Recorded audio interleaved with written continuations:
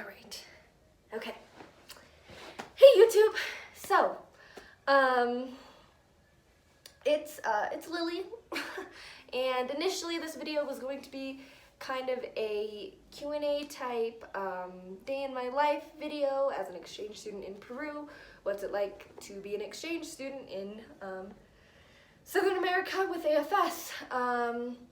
But that's gonna change a little bit because I've had that video saved and banked since February 13th, but for internet reasons and like technical difficulties, I haven't been able to post it.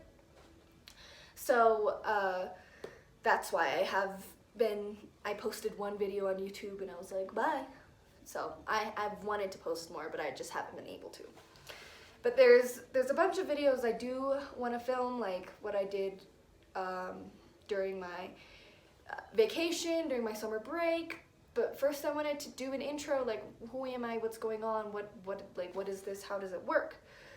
So I'm going to combine two videos today and do an intro as fast as I can, and then what it means to be an exchange student right now with the corona pandemic. So let me just start off with the intro video, obviously. My name is Lily. I'm from Denver, Colorado in the United States of America, and I am a 15-year-old sophomore in the US. But here in Peru, I am studying in the very southern part, the most southern part of Peru. It's a small city called Puno. It's right above Lake Titicaca. I'll try and insert an image if I can figure that out. Okay, so I did figure it out, and as you can see on the right map, it's the red dot at the very bottom above the lake, the blue water, that's Puno. But if not, that's where it is. I've been here since August, so we got here in August, and then I'm supposed to leave in June. That could change, but it probably won't, but I'll explain that later. So I'm studying with the program called AFS, and they're a study abroad program whose main, that was founded in the US, but they have study abroad programs all over the world, obviously, because that's what it is. But yeah, it's a volunteer-based program, so your host families are all volunteers, most of your local liaisons are all volunteers. Like, the only people who get paid are the only ones who actually work in the main office, like in the city center in New York or Lima or like Bangkok, you know? So there are currently, how many? There's a lot of exchange students in Peru. I think there's about 30 of us scattered all throughout Peru. So most people are located up in the north. The cities, this probably means nothing to you unless you have a map, so I will try and find a map and point that out. But the cities they're studying in are Tumbes, which is the most north, Tumbes, Chiclayo, Cajamarca, Chimbote, Lima, Huancayo, Piura, Puno. One is in Cusco, one is in Iquitos. Did I get it? Okay, so all the little red dots on that map next to the cities, those are the cities that we have exchange students in. So you can see that, yeah, that's it. I think I got them all. But in my city right now, there are 3 exchange students. One of them just got here 3 weeks ago. She's a university kid, but she's doing volunteer work here in Peru, so she's here till July, my bad. And the other girl in my town is named Prim, and she's from Thailand. And we go to the same school together. So, how this works, like a normal day in my life in Peru with school would be I wake up, I eat breakfast, I put on my uniform. Let's see if I could put an image. These are the uniforms in Peru. Sorry, I couldn't find a better picture. Or not in Peru, in my school in Peru. But basically it's just this red sweater, a tie, a white button-up, a ribbon in your hair, a plaid skirt that goes down to your knees, knee-high socks, and black shoes. Yep. But yeah, so I put on my uniform, and then I go to school, and then I have my classes. And then after school, I play basketball, and I'm in the orchestra because I've played cello for a pretty long time. And then after that, I go home, do some stuff with my family, eat dinner, and that's what a normal day in my life looks like. And then the school year in Peru starts in March, ends in December. So I got here in August, which means I finished out last year until December, and then I had all of summer break with my host family, and like I went on a trip with a bunch of the exchange students. That was kind of what my first video was, but I might do another just kind of explaining more so what we did and how it is, but I don't know. And then I traveled to different places with my host family. So my host family has a lot of people. They're really, really, really great. I love my host family. I'm super fortunate with my host family. So I have my host mom, and then I have my host dad and 3 host brothers. The oldest is 19, his name is Marcelo. There's another one who's in my class, my age, his name is Armando, and the youngest is 9 years old, his name is Andres. And I have a bunch of little host cousins. Alejandro is 12, Gabby is 19, she's the only other girl. Alejandro is 12, and then the twins are both 11, Jorge and Mateo, and Memo is 14.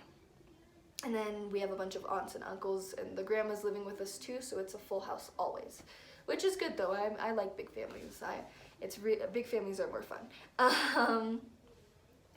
But so that's kind of the basic information. I am going to be able to get credits for my year abroad in the US, which is awesome, because otherwise I would have to retake a year of high school, which would be awful. So I don't have to do that, which is great. I do get to contact my family. I frequently contact my family in the US, and I'm happy, healthy, and alive right now. So right now with the coronavirus, moving on to phase 2 of the video, what does that mean as an exchange student in another country? Obviously it depends on what country you're in, but I'm gonna just kind of speak about only the things I know and the things I've experienced, and just little snippets of what other exchange students have told me, because I do communicate frequently with exchange students, obviously the ones in Peru, but also the ones from America to other countries. So right now in Peru, all the schools are closed, like university, like every single one in Peru. The president declared a close for the schools for the rest of March.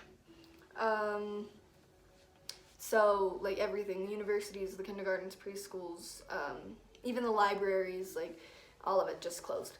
And I know they're doing that in the US as well, but the difference is in the United States they're kind of switching to online courses, is what I've heard. We don't have the resources to do that here, so everything's just kind of at a halt.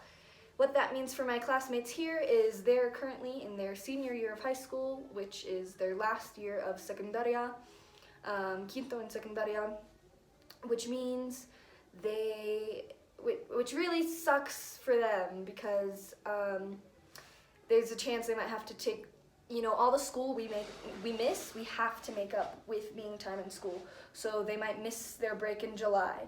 Or if this continues to get worse, we're obviously not going to be let back into school in April. So it depends on if the situation gets better or worse. But if it gets worse and we miss more school, they're probably going to have to take school during Saturdays or during the summer as well. And that could mean they have a big trip at the end of the year for graduation to like a country of their choice. It's usually obviously in Latin America, but that could get canceled. Their promotion dance, they call it promotion, not graduation, so it's like a prom dance, might get canceled.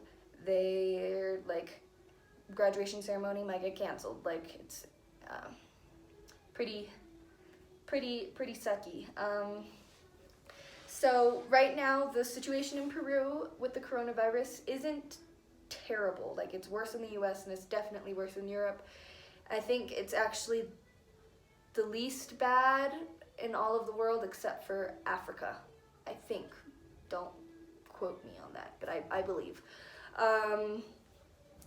But the reason why schools are shutting down with very little signs of corona is just because we don't have the supplies, we don't have the materials. First of all, to test big giant groups of people for corona, like I know in the US they're actually sending out kits to houses to like test yourself for corona. They don't have that.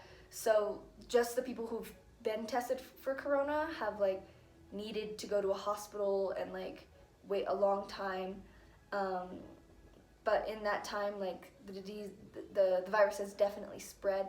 So there are definitely more cases of coronavirus in Peru than what the statistic number or the government number suggests. And on top of that, if and when people do get sick, we like don't have the supplies in the hospitals. The hospitals really aren't great here. It's not where I would want to be if I was sick. They don't have the materials. They're not the most sanitary. It's not the best place to be if you have like a life-threatening virus. So that's why things are getting shut down so soon, because we're just not prepared. Pretty much what it feels like for a lot of people is things have been bad like for months now, but it felt like overnight it was in your face and like serious and this is real now, and everybody started to panic. So as soon as the schools shut down, the very next day I wake up and the traffic in this small little city is like New York. The traffic was insane. Police have been doubled. 2 cars have been broken into. The stores are absolutely raided. Yeah, so this is just a quick clip of what one of the stores looks like in Peru. So yeah.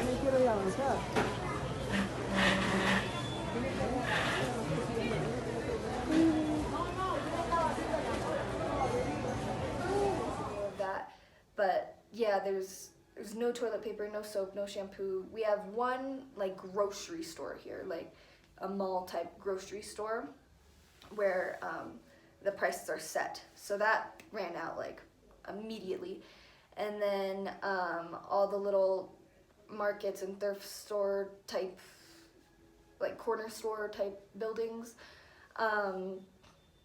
have doubled, tripled the price for anything. Like we tried to buy butter yesterday. Normally it costs 5 soles.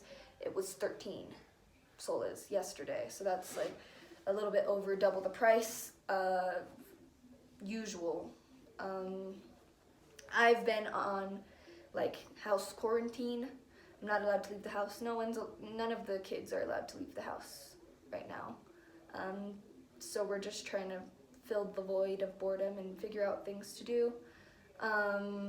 People are just kind of in the first state of panic apocalyptic mode right now, which for me is scarier than the virus, because people get really unpredictable when they're scared. But I should be fine, especially since I'm just staying home, and like there's no reason why I should come in contact with the virus. There's no reason why I should be in any danger. The only so right now for exchange students, the concerns are so in Peru, the concerns are our big trip for the end of the year, like to Machu Picchu and Arequipa and some other cities, getting canceled, and we've been looking forward to that all year. So that would be an inconvenience. That would really suck. But the bigger concern for exchange students, other than obviously getting sick, the bigger concern is being sent home. So all the students in Norway right now who are studying abroad in Norway, they were told today that they're leaving Sunday. So that's 2 days. They have 2 days to pack and say goodbye and go home. All the students in Italy got sent home. All the students in China got sent home. I'm sure some other countries as well, especially in Europe, where like all the exchange students are kind of just in a waiting game. Like we have no idea what's going to go on, especially with travel bans and, you know, just globally speaking, we have no idea what's going to go on. And so what that means for us in Peru is we could either get sent home early, we could go home normally, which is the ideal situation, or we would have to stay later until we don't know. And so obviously people are concerned about their families at home. That's another concern. But most of us are going to be healthy and okay here. So, I mean, it's a fun story. I was in a foreign country alone during the corona pandemic. How many people can say that? Yeah, so we can't go to school. We really can't do much. The volunteers can't do their volunteer work because a lot of them are volunteering in hospitals or schools. And you can't volunteer in a hospital during the corona pandemic, and you can't volunteer at a school when all the schools are shut down. So we have no idea how long this is going to last. Again, it's kind of a waiting game, but that is my video, I think.